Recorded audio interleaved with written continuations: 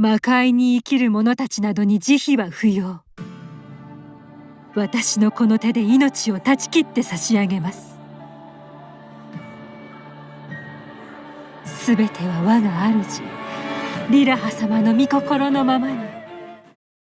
Does she look amazing or what? What's up, guys? I'm Epic Tetsu. We're back with the Last Cloudia video. Night of God Mauna. We have a ton of stuff, a rack of information about Mauna to talk about. So let's go ahead and get into that. But before we do, you gotta watch her special animation because it's absolutely awesome. Let's check that out.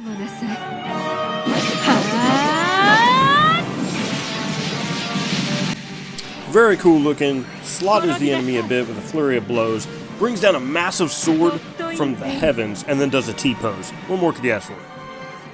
Speaking of T-poses and asking for more, if you absolutely love Mauna, get the Night of God Mauna. They have a skin set. You'll notice the one over here, the black and the red, a lot of people are loving that. Reminds me of Aranea Highwind from Final Fantasy 15, the Dragoon. Very awesome.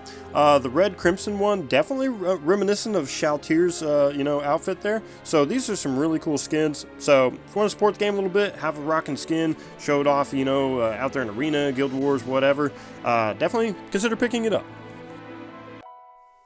Alright, it's time. KOG Mauna. So she has two really big traits. The first one is Divine Knight. Chance to guard from magic and auto guard. One weapon equipped won't flinch from stone, machine, or dragon type, physical, and magic attacks. It's pretty interesting, pretty good. When entering guard, give next skill used damage plus 150% and damage cap plus 50,000. Damage taken minus 35%. Two weapons equipped, when physically attacking, chance to break enemy guard, skill and special damage plus 30%, and a damage cap of 40,000. So, this is really cool because she's a hybrid unit. She's got a cool kit, you can, single wield her, or you can dual wield her, and that plays into a lot of things. So what we see from her trait 1 so far, really, is basically PvE, you'll be dual wielding it looks like, and then for PvP scenarios like say Guild versus Guild or Arena, you'll probably be single wielding. Trait 2, She Without Mercy. Light attack damage of plus 30%, special damage plus 50% with a damage cap of 70,000, it's very nice. Battle start, auto give order to charge debuff. Make unit given order to charge debuff affect enemy attention plus 2. So they're going to get that plus 2 enemy attention. That's going to change things up in things like Arena and GVG, so it's still a very interesting unit. Defense in mind minus 20% and recovery from active skills taken by a unit minus 30%. Alright, so KOG Mauna's abilities, they look pretty good, her skills are pretty good, saw them in the live stream. I'm really a fan of that skill 2, and we'll talk about that in a little bit. But skill 1, Spiral Wren, instantly close the gap for a medium area light combo attack, always good to have something like that that closes the gap. Skill 2 is Shield Sanction, medium area long range light combo attack around target, it's pretty cool. Skill 3 is Punishment, forward dash to close in for wide area light combo attack, and of course that special God Impaler. Powerful light combo attack to one enemy, damage cap of another plus 30,000 for attacks from the summoned greatsword. Alright, the background music is ramping up, and so are Mauna's skills. This is some interesting stuff, and so I'm going to bounce around a little bit, but just try to follow me. So up at the top, we got Knight of God Charisma, damage cap plus 8,000 to stone, machine, dragon types. Only while unit is alive, of course, doesn't stack with other charismas. At the bottom, we have Diamond Blade 2, physical attack damage plus 30% and damage cap plus 5,000 to stone, machine, and dragon types, and you'll remember her traits. So real quick, her kit is very interesting in this aspect because, sure, you've got your player versus enemy side, but let's look at the PvP aspects. What is it that happens a lot in Arena and GVG? Goddess Lila, Stone World Ark, using 37,000 years, okay? Second thing is people using the actual skill off that arc called Stone World, which actually gives those people stone type that use it. And of course the defense plus I think is 20%. So this is kind of an interesting kit in a form of like countering Jean, 2P, and potentially anybody using the whole Stone World Dr. Stone collab arc. So that's just my my thesis on that. So let's move on. Order to charge. Give the enemy with the highest strength an order to charge debuff that boosts enemy attention drawn and cuts defense, mind, and HP recovery amount.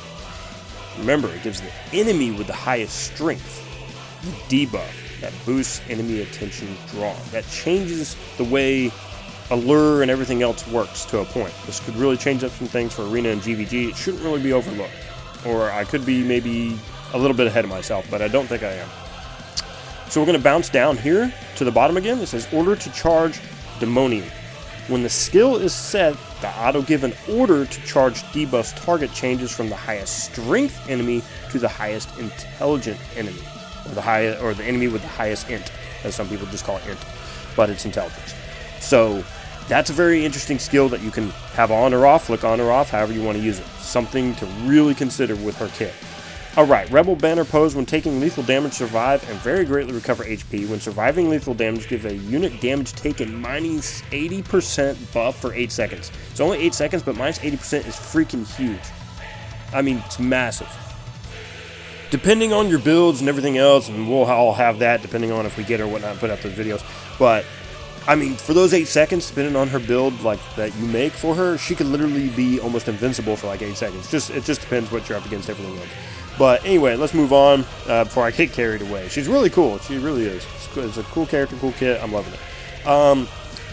God's Rending Funer attack? I'm not sure. Funer attack. When physically attacking enemies with the order to charge debuff, damage cap plus 10,000, defense minus 30%, and deal damage. That's fine. Divine Shadow Cladding. Greatly boosts physical attack damage based on unit defense. Finally. Fire damage taken plus 30%, but earth and light damage taken minus 40%. That is a huge, huge change for things. Especially her being knight / huge DPS hybrid unit that she is. So, taking 40% less earth and light damage is huge for Arena and GVG, potentially, depending on what you're up against. So that's really cool, and the fact that her physical attack damage is going to be based also off of some unit defense there by greatly being boosted, that's just massive. Fire damage taken plus 30%, you have to be careful about that one. Anyways, Ether Dromic God's Blade, give anti-stone, machine, and dragon type effect to physical attacks. Boom. When physically attacking stone, machine, dragon types, damage cap plus 40,000. When equipped with only one weapon, damage cap plus 80,000 instead. Don't underestimate her. She's going to be awesome. She really is. Alright, we've covered all that kind of stuff. Let's look through the bottom deals there. Attack up max, fighting spirit max, that's good. Heroism up 4, so heroism up 2 and 4, cool. Automatically coming with heal guard, guard charge, grand guard, guard bash, so some of the guard package stuff there, that's nice. Royal armor, that's fantastic. Maglian shield, fantastic. Puzzle glory, blessed speed, auto haste, auto grand brave, auto grand fort, that's freaking fantastic. Light drive, light high drive, light attack raise 2, light giga drive, sword high boost, sword mega boost, mega sharp eyes, thaumaturgy ring, and dual wield. This is a fantastic kit, to be honest. It really is. I mean, you can build anything else you really need in there. Having Mystic Favorite Sword or a Favorite Sword type thing in there could have been cool to come with that base, but that's whatever. Alright, KOG Mana skills, 6-star enhancement skills, Transcend, Holy Weapon, Light Weapon equipped, light damage plus 20% with a damage cap of 7,500, and when equipped with only one weapon, that'll be 15,000 instead. Awesome. Transcend, skill charge 2, love it. Battle start, restore 15 seconds to skill 2 in the top right. Transcend physical damage taken minus 20%, physical attack damage taken minus 20%, pretty self-explanatory, loving that. Like I said, when she's got that 8 second, minus 80% damage, plus already having that 20%, and then there's so much damage reduction you can build with her, she could be unstoppable for 8 seconds, be crazy. Alright, Transcend, skill LB plus 5,000, skill damage plus 5,000, one weapon equipped to get 10,000, or no weapons. Transcend, boost, safeguard, HP and defense plus 20%, that's pretty sweet, pretty cool. Dragon Brave, transcend that, physical attack, special damage to dragon type enemies, plus 30%, damage cap 20,000. When equipped with only one weapon, make that 40,000 instead, or no weapons. Transcend, anti-type boost, love it, anti-type damage, plus 20%, damage cap, plus 3,000.